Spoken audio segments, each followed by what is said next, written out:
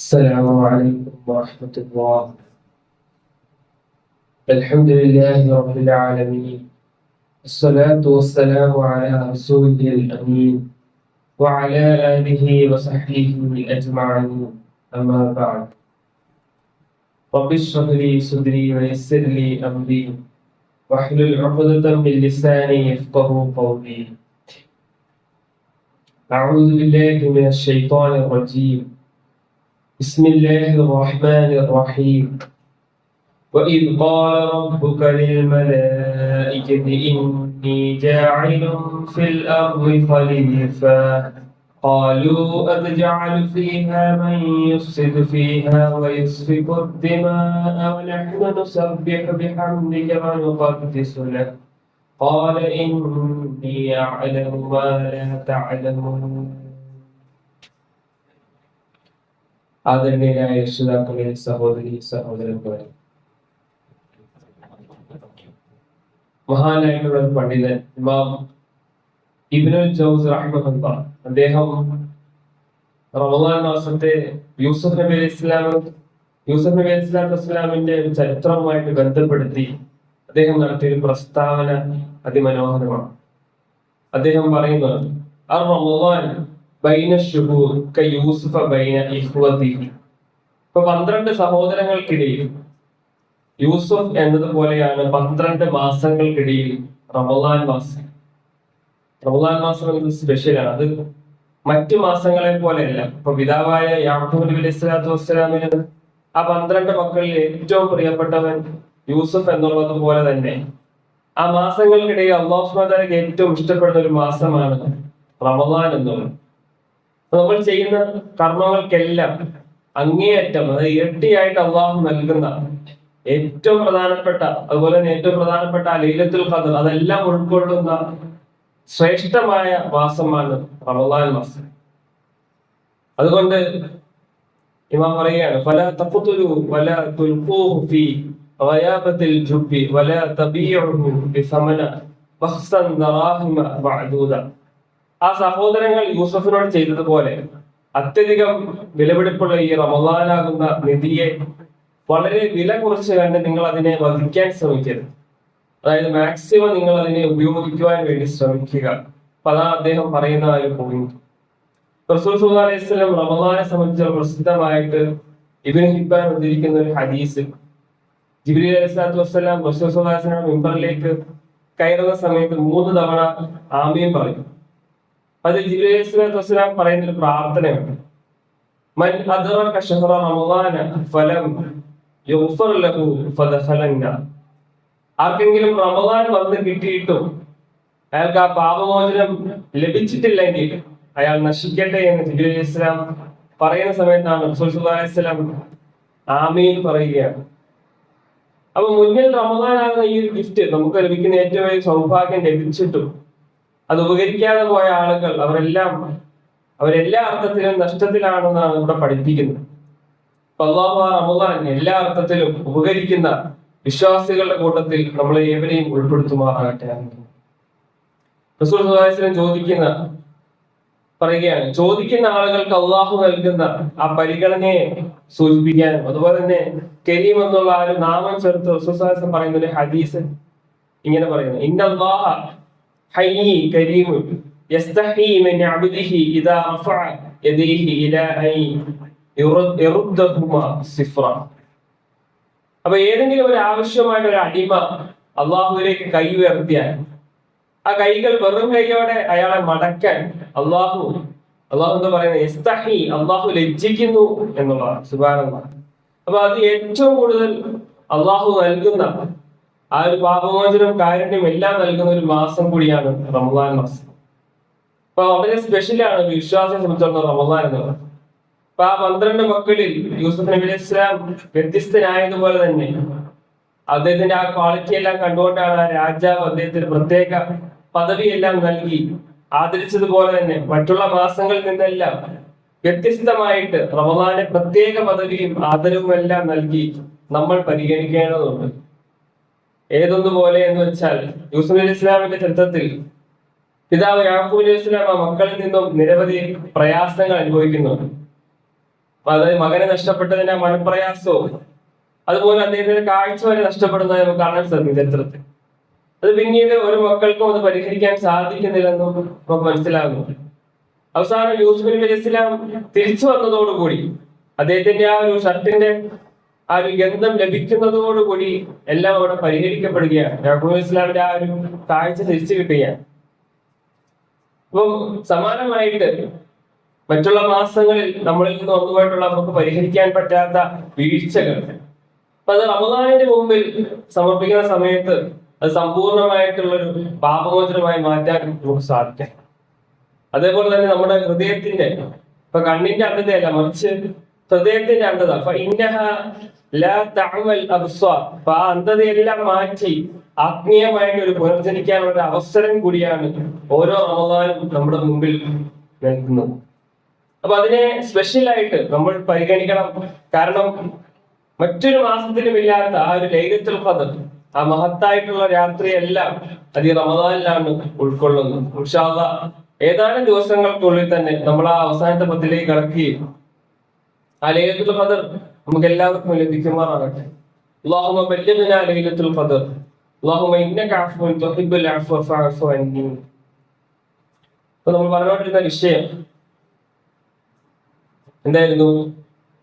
അല്ലാഹു സുബ്ഹാനഹു വ തആല ആ ഒരു മനുഷ്യന്റെ സൃഷ്ടിപ്പ് നടത്തി ആ പൊള്ളയായ ഒരു മനുഷ്യന്റെ രൂപത്തെ എവിടെ വെച്ചു? സ്വർഗത്തിൽ വെച്ചു. അതിനുശേഷം എന്താ ചെയ്തു? മലക്കുകളോട് പറയുകയാണ്, ഞാൻ ഒരു പുതിയൊരു സൃഷ്ടിപ്പ് നിർമ്മിക്കുകയാണെന്ന് മലക്കുകളോട് അല്ലാഹു സുബ്ഹാനഹു വ തആല പറയുകയാണ്. ആ ഒരു സന്ദർഭത്തിൽ മലക്കുകൾ ചോദിക്കുകയാണ്, ഇങ്ങനെ ഈ രൂപത്തിൽ രക്തം ചിന്തുകയും കുഴപ്പങ്ങൾ ഉണ്ടാക്കുന്ന ഒരു സൃഷ്ടിപ്പ് എന്തിനാണ് റബ്ബേ നീ നിർമ്മിക്കുക എന്ന് മലക്കുകൾ അല്ലാഹു സുബ്ഹാനഹു വ തആലയോട് ചോദിക്കുന്ന ഒരു സന്ദർഭമാണ്. അപ്പൊ അവിടെ അല്ലാഹു സുബ്ഹാനഹു വ തആല പറയുകയാണ്, ഇന്നി അഅലമു മാ ലാ തഅലമൂൻ, നിങ്ങൾക്കറിയാത്തത് എനിക്കറിയാം. അപ്പൊ ഇവിടെ ഈ ഒരു ആയത്ത് വിശദീകരിക്കുമ്പോൾ ചില കാര്യങ്ങൾ. ഒന്ന്, ആ മനുഷ്യരുടെ സ്വഭാവം എങ്ങനെ മലക്ക് മനസ്സിലായി? മലക്കുകൾ ചോദിച്ചല്ലോ മനുഷ്യനെ സൃഷ്ടിക്കാൻ പോകുന്നത് പറഞ്ഞപ്പോൾ മലക്കുകൾ എന്താണ് ചോദിച്ചത്? ഭൂമിയിൽ കുഴപ്പങ്ങളും ആ ഫസാദും ഉണ്ടാക്കുന്ന ഈ വിഭാഗത്തിനെ എന്തിനാണ് നീ സൃഷ്ടിക്കുന്നത് എന്ന് മലക്കുകൾ ചോദിക്കുന്നുണ്ട്. ഇപ്പൊ പണ്ഡിതന്മാർ അത് 3 രീതിയിലാണ് അതിനെ വ്യാഖ്യാനിച്ചത്. ഇപ്പൊ എങ്ങനെ മലക്കുകൾക്ക് അറിയാമെന്നുള്ളത്. ഒന്ന്, അത് മനുഷ്യരെ സംബന്ധിച്ചും അവരുടെ സ്വഭാവത്തെ സംബന്ധിച്ചും മലക്കുകൾക്ക് അള്ളാഹു അറിയിച്ചു കൊടുത്തു, ഇതാ ഇങ്ങനത്തെ. അപ്പൊ ആ ഒരു ഭാഗം മാത്രമാണ് അള്ളാഹു പറയുന്നത്. ഒരു ഖലീഫയെ സൃഷ്ടിക്കുന്നുണ്ട്. നമുക്കറിയാം ഒരു സൂറത്തുൽ ബഖറയിലെ ആയത്ത് 30-ാമത്തെ ആയത്ത്, വഇദ് ഖാല റബ്ബുക ലിൽ മലായികതി ഇന്നി ജാഇലുൻ ഫിൽ അർദി ഖലീഫ. അപ്പൊ ഖലീഫ എന്നത് തലമുറകൾ മാറി മാറി ഭൂമിയിൽ ജീവിക്കുന്നവർ എന്നൊരു അർത്ഥത്തിലാണ്. അപ്പൊ അതിനുശേഷം എന്തുണ്ട്? അള്ളാഹു തന്നെ മലക്കുകൾക്ക് അറിയിച്ചു കൊടുത്തു, ആ മനുഷ്യൻ ഇങ്ങനെയൊക്കെയാണ് മനുഷ്യൻ. അപ്പൊ അപ്പോഴാണ് സ്വാഭാവികമായിട്ട് മലക്കൾ തിരിച്ചു ചോദിച്ചത്, ഇങ്ങനത്തെ ആൾക്കാരെ എന്തിനാണ് സൃഷ്ടിക്കുന്നത്? നമ്മളില്ലേ നിനക്ക് ഇബാദത്ത് ചെയ്ത് എന്ന് മലക്കൾ അല്ലാഹു സുബ്ഹാനഹു വ തആലയോട് ചോദിക്കുന്നു. ഇതാണ് ഒന്നാമത്തെ ഒരു അഭിപ്രായം. രണ്ടാമതായി കാണപ്പെടുന്ന ഒരു അഭിപ്രായം, ഭൂമിയിൽ മനുഷ്യർക്ക് മുമ്പ്, അതായത് ആദം നബി അലൈഹി സ്വലാമിക്ക് മുമ്പ് ജീവിച്ചിരുന്ന ഒരു വിഭാഗം ആൾക്കാരെ മലക്കൾ മനസ്സിലാക്കിയിരുന്നു. അപ്പൊ ആ ഒരു വിഭാഗത്തിന്റെ പേരാണ് അൽ ബന്ന്. അപ്പൊ അൽ ബന്ന് വൽ ജിന്നു വൽ മലായിക. ഇപ്പൊ ബന്നു എന്നൊരു വിഭാഗം ഭൂമിയിൽ ജീവിച്ചിട്ടുണ്ടായിരുന്നു. അപ്പൊ അവർ കുഴപ്പങ്ങളും ഫസാദുകളും ഉണ്ടാക്കി ഭൂമിയിൽ. അപ്പൊ അങ്ങനെയാണ് മലക്കുകൾ വന്ന് അവരെ നശിപ്പിക്കുന്നത്. അപ്പൊ അവരിലേക്ക് മനുഷ്യരെ താരതമ്യപ്പെടുത്തിയിട്ടാണ് മലക്കുകൾ എന്താക്കിയത്? മനുഷ്യരുടെ ആ സ്വഭാവത്തെ മനസ്സിലാക്കിയത്. അങ്ങനെ ഒരു അഭിപ്രായം കാണാൻ സാധിക്കും. കാരണം അള്ളാഹുവിന്റെ റസൂലോ മലക്കുകൾ എങ്ങനെ മനസ്സിലാക്കി എന്ന് വിശദീകരിച്ചിട്ടില്ല. അപ്പൊ നമുക്കത് അറിഞ്ഞുകൂടാ. ഓരോ പണ്ഡിതന്മാരുടെ അഭിപ്രായങ്ങൾ പറയുന്നതാണ്.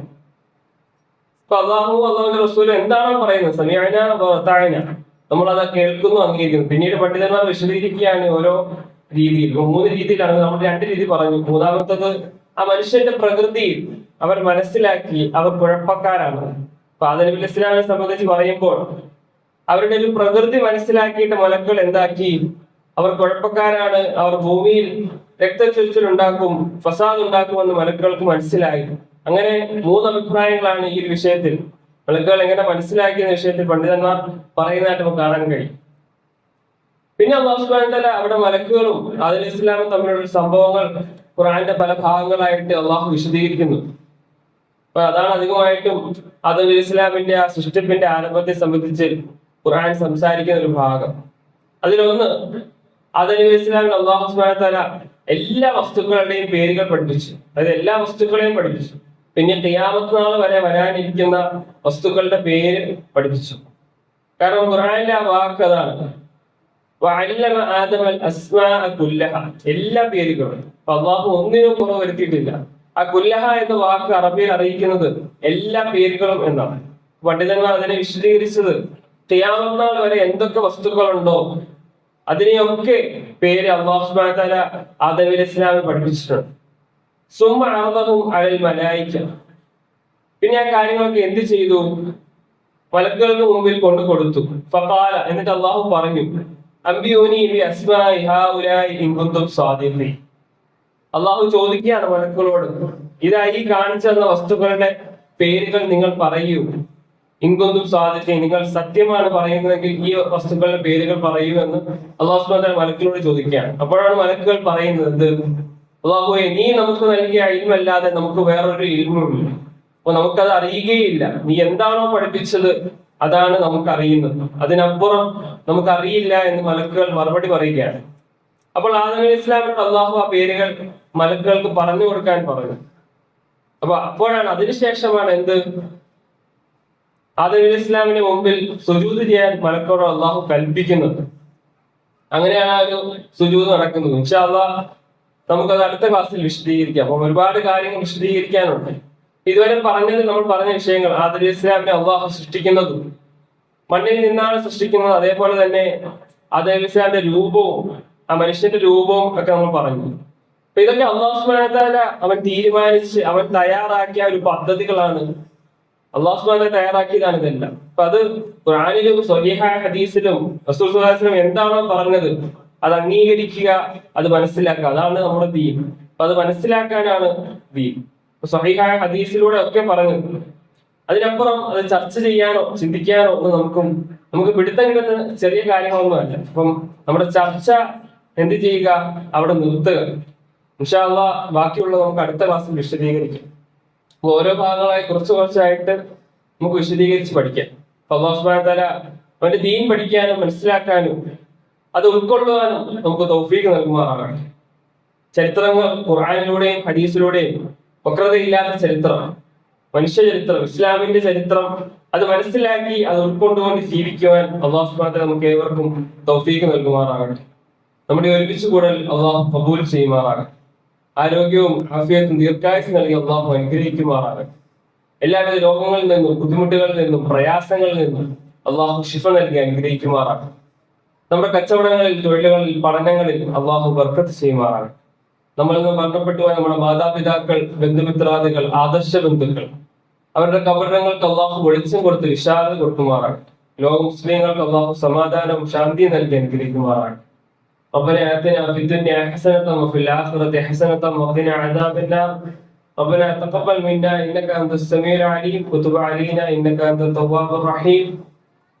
പിന്നെ ആ ഒരു പിരിവിന്റെ കാര്യം ഒന്നുകൂടെ ഓർപ്പിക്കണം. നമ്മൾ നേരത്തെ പറഞ്ഞതാണ്, അതായത് ആസാമിലെ ഒരു മദ്രസ, ഒരു കോളേജ് സ്ഥാപനം. നമുക്കറിയാം ആസാം പോലൊരു സംസ്ഥാനം മുസ്ലിങ്ങൾക്ക് വളരെയധികം ജീവിക്കാൻ പ്രയാസമായ ഒരുപാട് റിലീജിയസ് അട്രോസിറ്റീസ് നടക്കുന്ന ഒരു സംസ്ഥാനമാണ് ആസാം. അപ്പൊ അവിടെ അതുപോലൊരു സംസ്ഥാനത്ത് ഒരു മദ്രസ, കോളേജ്, എഴുതു പഠിക്കുന്ന ഒരു ദർസ്, അപ്പൊ അതിന്റെ ഒരു പ്രവർത്തനത്തിന്റെ ഭാഗമായിട്ടാണ് ഇൻഷാ അല്ലാഹ് ഇന്നത്തെ നമ്മുടെ പിരിവ്. അപ്പൊ അതിന് എല്ലാവരും അവരാൽ കഴിയുന്ന ഒരു വിഹിതം തന്ന് സഹായിക്കണമെന്ന് ഓർമ്മപ്പെടുത്തുകയാണ്. സുബ്ഹാനല്ലാഹി വബിഹംദിക അശ്ഹദു അല്ലാ ഇലാഹ ഇല്ലാ അൻത അസ്തഗ്ഫിറുക വഅതൂബു ഇലൈക്.